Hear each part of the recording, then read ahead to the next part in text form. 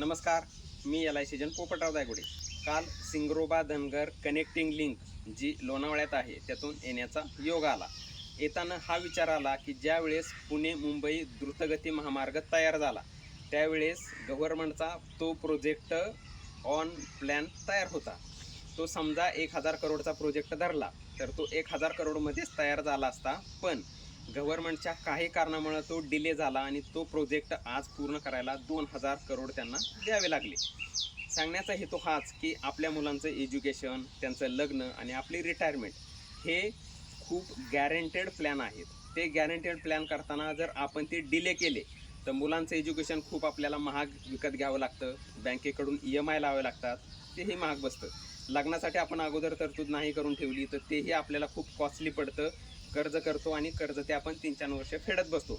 आपल्या रिटायरमेंटचं जरी आपण नियोजन नाही केलं, जर नियोजन केलं तर खूप चांगली लाईफ जगता येते, नियोजन नाही केलं तर खूप हाल, अपेष्टा आणि अपमान सहन करून जीवन जगावं लागतं।